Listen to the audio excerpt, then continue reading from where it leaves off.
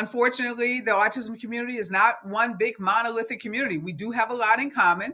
Mm-hmm. We have some shared experiences, but oftentimes those experiences can be very different. And it's based on socioeconomic, it's based on race, ethnicity, and even geography. And as I said, as I started to represent families in a school district IEP meetings across LA County, just even in the same county, the disparities were just vast. I could drive 10 miles and again be in a district where there were so many resources available to kids on the spectrum, and then 10 miles in the opposite direction and had to fight with administrators over getting kids speech therapy. I even had parents who would tell me in some of these Title I schools that their administrators would say, well, your child is nonverbal, so why do they need speech therapy?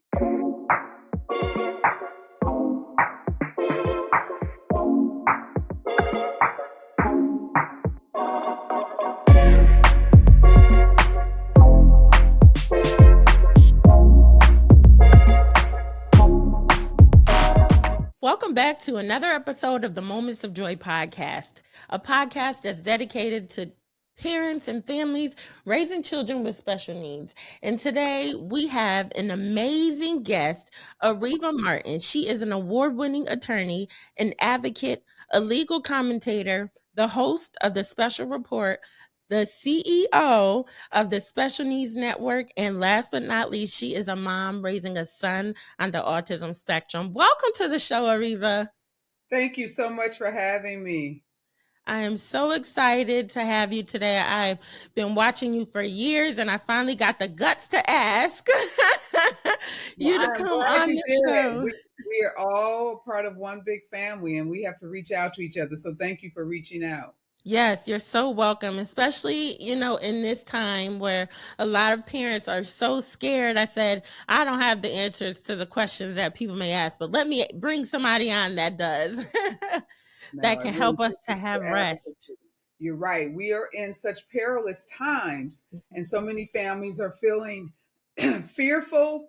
Some are, feeling despair, and they are disparaging. And it's important that we continue to give people hope, that we continue to give them accurate information, science, and evidence-based information, because there's so much disinformation. There's so much junk science that's being pushed into our community and pushed on our families. So whenever we have an opportunity to educate, to raise awareness, to push back, to help people really ferret out what's true and what's not, we obviously all have an obligation to do that. Yeah, I did my research on you. So I went back, and there are so many videos where you're talking about autism, where you're advocating. Like, I think the oldest video was like 18 years ago I saw, and you were talking about autism. I know you are a mom, but where did that fire come from to then take it a step further? I'm going to advocate. I'm going to build this nonprofit. Yeah, Camille, for me, it was the frustration I felt when I got my son's diagnosis. I, like so many other parents, I was devastated because there were so many questions that I had and very few answers. And when I went to the internet to do a search, I got like millions and millions of hits. And so much of the information was inconsistent. So much of it was based on junk science. So many people were trying to sell autism parents all kinds of quick cures and remedies. And I was overwhelmed by the information. And I says, wow, I'm a civil rights lawyer. I run a law firm.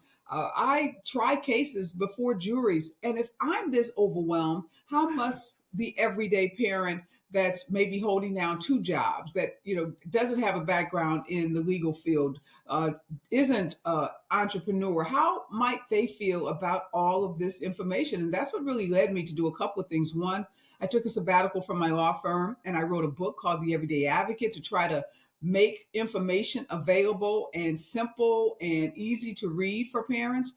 Two, the nonprofit was getting started around the same time. And then I started a disability rights practice in my law firm. I wanted to help parents who had issues with their IEPs in schools. And I also wanted to take on individuals in civil cases who discriminated against children and individuals with autism. So I represented a multitude of families in federal and state court civil litigation around discrimination. So that's really, I was driven by my own desire to learn more to help my son, and by the inequities and the disparities that I saw. Also, when you start talking about communities of color, one of the Mhm. things I saw very quickly when I started representing parents in school district cases was when I'd go into a school in, a low income community, and we were fighting about the most basic services for kids. And then I'd go represent some of the parents I had who were in more affluent and rich communities, and they were giving the parents so many services the kids couldn't even use all the services. So there's such a huge disparity in how our kids were treated even 18 years ago, and unfortunately many of those disparities continue to exist. Absolutely. They really are. And it's saddening as a parent. I'm fighting so hard. I had to just my son's only 7 and he doesn't get music or art and he loves to sing. That is so simple, but I had to hire an advocate and we're still fighting. And maybe I'll have to go to due process. It doesn't make any sense. It And that really is the doesn't. story of so many families. They get told no, no, no, or like I said, they may be in an under-resourced, under-financed school, and the school doesn't even have the services. They don't have a music teacher. They don't have a speech and language therapist that comes on a regular basis. They don't have a full staff of educators and interventionists and the kinds of supports that our kids so desperately need. And many have to do what you did, hire an advocate or a special education attorney. But check this out, there are a lot of families that don't have the financial resources to do that. That's Not right. everybody can spend 200, 300, 400, $500 an hour That's for right. an advocate or an attorney. So those families are left at the mercy of the school districts or maybe some public agency in their state.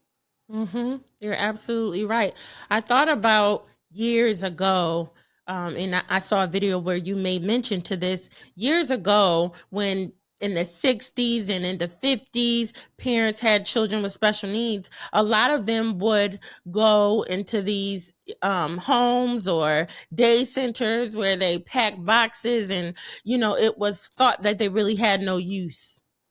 Yeah, and I think the comments recently made by our Health and Mhm. Human Services Secretary Robert F. Kennedy Jr. harken us back to that period where people with autism, intellectual disabilities, or any disability were devalued in our society, and their humanity wasn't seen. They were looked at as widgets. They were looked at as inanimate objects almost. For what can they produce? How many widgets can they produce? How many boxes can they pack? And if they can't pack enough boxes, if they can't pay enough taxes, then somehow they're not worthy to even be in our society. And we have to fight with every ounce of energy and will in our bodies against that kind of attack, because we know what that leads us to. And yes, as I was coming into a realization of the disability world, I met many parents older than me who had older kids who talked about how difficult it was to even take their children out into the community. One of my mentors,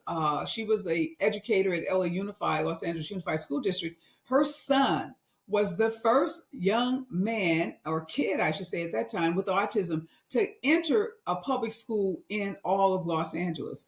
And Wow. she, as a mom, fought so hard. She went back to school. She got her degree in education. She got her master's degree, and she started teaching and working in the autism programs in the school district because she had to take on the school district to even get her son enrolled in school. And this was, I don't know, maybe in the 50s or 60s. It was seemingly a long time ago. But when you Mhm. hear the kind of rhetoric coming out of Washington, we realize that we're not that far removed Right. from those early struggles. And what can parents do? I know a few parents ask me, how can I remove my child's name from this database? What can I do? I feel so helpless. Yeah, it's a very uncertain time. We don't know this registry, this database that's being established. As far as I know, it hasn't been approved yet. There haven't been concrete steps to make this happen. There's just conversations happening about it. And what we do know about this White House is that they sow so much chaos, and that one thing that's announced today may be walked back tomorrow. So at this point, we should just follow the news very closely. Try to learn as much as we can about what the plans are as it relates to autism. We know R.F. Kennedy Jr. said by September of this year, he was going to reveal the so-called cause of autism. I did a show myself this week with a top neuroscientist from UCLA who said that if you put 10 experts, real autism experts in a room, they would all laugh at the prospect of this White House, while it is cutting funding for research, being able to make any credible revelations about the causes of autism in just a couple of months. So what I tell parents is we should be alarmed because there are troubling things happening to our community, but it shouldn't stop us from raising our voices. It shouldn't stop us from advocating for services. And when we see stuff that looks bad or looks wrong, we should speak out against it. I don't care if you have one follower on social media or you're like me and you have over 1 million. The point is we all have a voice and we can all use our voices in a constructive way. And all of our voices are so critical in this moment. Yeah, I agree. I agree with that. Nobody's non-important. It really doesn't matter. We have to be a united front right now. It's very important. Can you tell us a little bit about your journey with your son? How old was he when he got diagnosed? Yeah, he was 2 years old, and very typical story.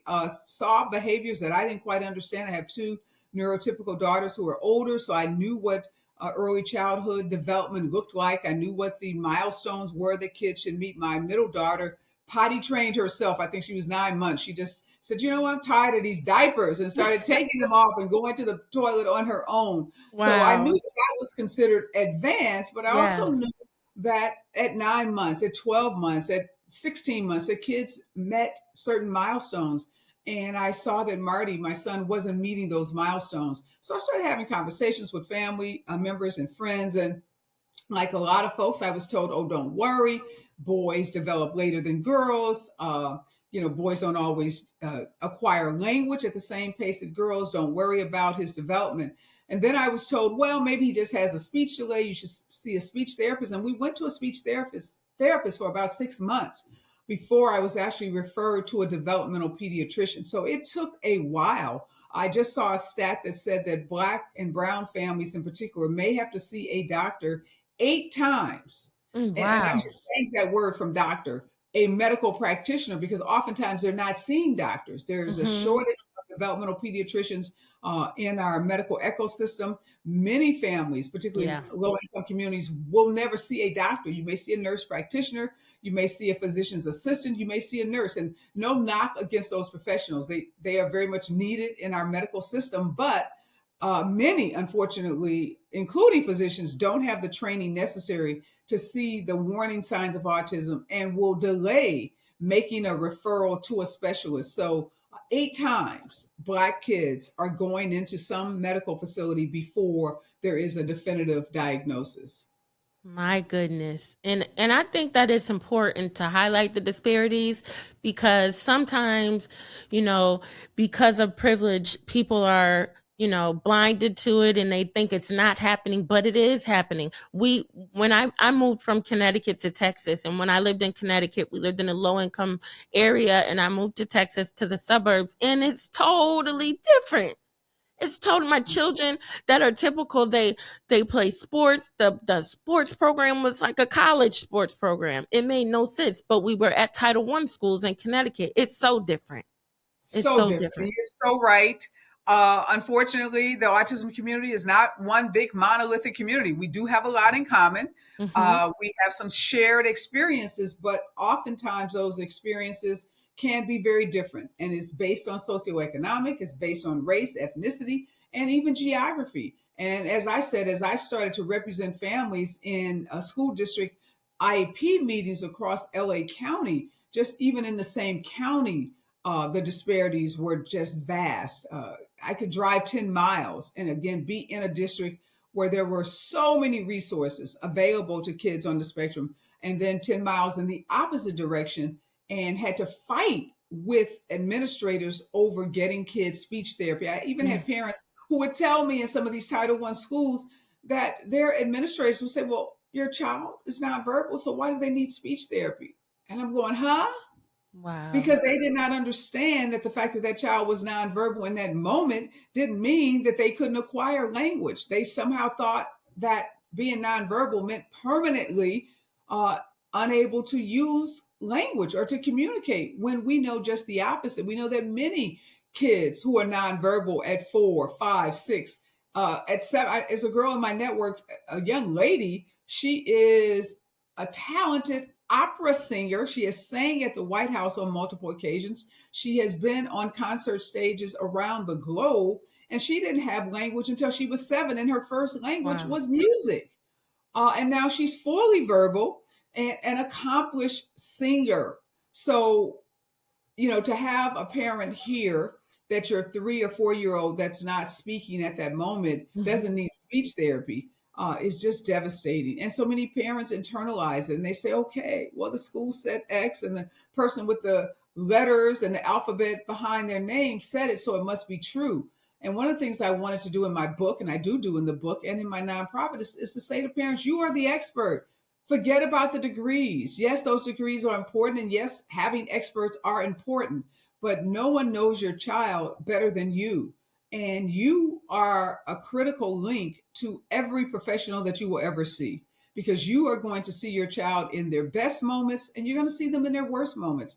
And the professionals may spend 30 minutes, an hour, even a whole school day, doesn't compare to the amount of time that you will spend with your child. Yeah, that's really good. Thank you so much.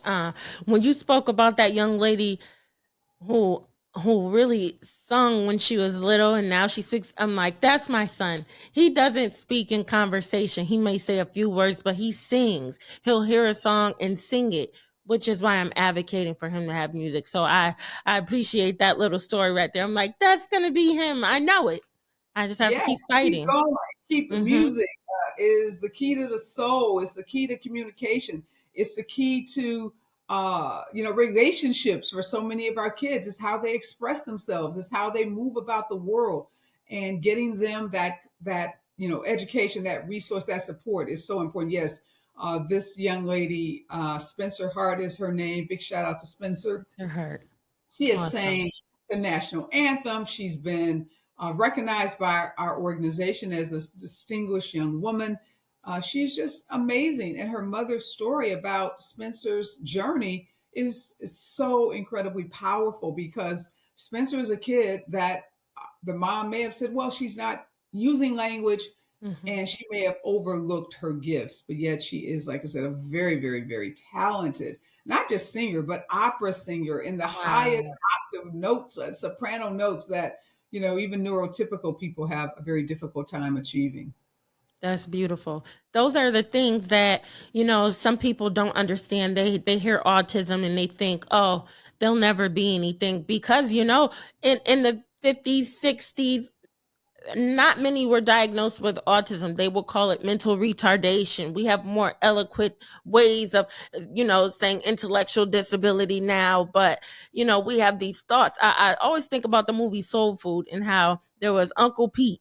Uncle Pete never was seen. He never came out the room. When I thought about it today, I said he probably had special needs, because that's what many families did. They didn't go outside. They stayed inside. And it was hard for parents to accept. I feel like today is a good time to receive a diagnosis because there's such a big community out here. Oh, absolutely. And you're right. And even the way the family in Soul Food treated Uncle Pete spoke to the way a lot of families treated their loved ones, not out of Mm-hmm. malice or hate, but just out of lack of knowledge. And they kept them in their rooms and they fed them and they took care of them, but they didn't integrate them into the community. And unfortunately, if you are a young person on the spectrum and you don't have a big loving family that's going to take care of you, many of them will end up in group homes. Many of them will end up in institutions, because that lack of social and community integration makes it difficult for them when they do become adults. I've met young people who were never, taught basic life skills: how to brush their teeth, how to take a shower, how to feed themselves, how to grocery shop, how to cook a meal. So you can imagine when they get to be adults, it's very challenging for them to live with a family member because they lack those basic skills. But the counter to that is so many young people come through our program lacking in those skills, but yet when they come to the program and they are taught those skills, they can go on to live very, very independent lives. I love that. And your son today, is he speaking? What is he doing? And He how has old is he? limited language. He has limited language, but he is Okay. a communicator. So Mm-hmm. think about communication. And again, Yes. so many people have a misconception that if you don't speak, that you can't communicate, and that's false. There's receptive language, there's expressive language, there's assistive technology. There's so many ways in which people can communicate. There's a program here at one of the local colleges where they actually convene a roundtable of nonverbal individuals on the spectrum to have a discussion group Mm. about books. It's like a book club, and they sit around a table and they communicate about a book that they've all read. So I encourage people whose children may not use expressive language, as we call it, what you and I are doing in this interview, to ask their school districts, ask their service providers about assistive technology devices. Many of those devices using a finger, like using an iPad, individuals can communicate. I mean, think about people who are blind. I mean, think about Stevie Wonder and so many Right. other incredibly talented people who don't have sight. So Mm-hmm. in this society, we never suggest that just because you can't see that you can't accomplish great things. We know that Braille, we teach blind people to read Braille. We teach them to use a cane. We teach them ways to move about this world. So in the same way, individuals who maybe don't use expressive language, there's so many ways now with technology that they can communicate, and they can be fully they can fully participate in our society, including participating in a book club meeting to discuss a book. That's right. A few years ago, I kept hearing the term ableist, and I was like, what is that? So I went to go really research it, and, the mindset of no, they need to speak. That's above. It's more important. It is ableist to know that they can communicate in whatever way, whether it's sign language, whether it's PECS, the AAC device. That is non-ableist, and that's what we want to be. All the Yeah, language, all the communication that you spoke of. it's so harmful to our community, and people don't recognize when they are being discriminatory towards people with disabilities. That's why, again, we have to use our voices. We have to speak out like we do against racism. And those who would try to other individuals on the autism spectrum, those with intellectual disabilities, or anyone that just learns differently, anyone that uses communication differently, we've got to teach people, and they can learn at a very early age this whole concept of acceptance and allowing people, and I know you see this, Camille, a lot of young adults with autism, they don't want to quote unquote be fixed. So in the early days, there were organizations whose sole mission was to quote unquote cure autism, was to fix people with autism. And I know so many young people on the spectrum who are saying, no, no, no, that's my superpower. My autism is my superpower. I don't need you to fix me any more than, anyone else that may do something differently in this world is not looking to be fixed. They're looking to be loved. They're looking to be understood and accepted. Absolutely, they are. And so many adults, like you said, are going on to do amazing things, going on to pay taxes, to use the bathroom, and it's not a diagnosis of defeat. We just have to figure out a different route. Absolutely. And that's our journey, right? That's the neurotypical journey. We Mm-hmm. all need to be on a It journey. So sure we're is. constantly asking about the journey of people on the spectrum. And we've got to also start asking a question about those of us who are not on the spectrum. What role are we playing? How are we advancing technology and science and advancing the ways in which people on the spectrum can feel more accepted into our communities? Absolutely. You guys in your nonprofit, you just had your 19th annual Tools for Transformation. I'm just impressed by the 19th. In the 18 years I saw you speaking out, I look up to moms who have been in this for a long time, advocating, and just truly look to you guys as inspiration in Well, this. thank you. Obviously, a lot of hard work, a lot of support from amazing board members, the best staff in the world, and our support of our community. One of the things I did early on was I educated our elected officials in my community. And I encourage people to do that as well, wherever they are, because don't assume that people know. Even if they know someone in their family that has autism, they still may not know, the research, the data that so many of us know. So again, we have an opportunity to educate, to spread the word, and to get more people involved in our journey of creating a world of acceptance. What kind of programs do you have right now with your nonprofit that parents can go ahead and take, or individuals with autism can take advantage of? They can go to the Special Needs Network website, snnla.org. We offer some virtual programs, which are great. So no matter where you are in the country, we have a program called PAM. It's a parent advocacy, mentoring, and training program. We've been doing that for over a decade. We probably have trained close to 2,500, 3,000 parent advocates throughout the country. That program is a 6-week program. Again, you can check our website, have a lot of resources on our website. We have a state-of-the-art autism center where we accept families from all over the country. You can come into LA and spend a week, 2 weeks at our autism center and get intensive services for your child as well as parent education. We run a summer camp every summer, a 4-week summer program. We've had families that have flown in from as far as New York to attend our summer camp program, because it is a very unique inclusion camp that focuses on teaching community integration, social skills, while providing a safe and nurturing environment. So check out the Special Needs Network website. Follow us on all things social media. We're constantly updating and providing additional resources to families. Yes, I found your nonprofit before I found you and knew who you were. And I just saw Special Needs Network. I'm all the way in Texas, but have been watching and just looking at what you guys do in the community. So it's been amazing work. And I look for it. I'm like, I'm going to take the PAM course. Mental note when we get off. Absolutely. Join the PAM course. And if you ever have an opportunity to travel to Los Angeles, like I said, we have 2. In the summer, we have a summer camp program, but year-round, we offer programming at our state-of-the-art autism center. We help parents arrange for hotel stay, Airbnb stays near the center, and then a full day of interventions for their child while the parent is also engaged. So take a look at that as well. It may be something that you or some of the parents that you support would be interested in. Okay, I will, and I'll share that.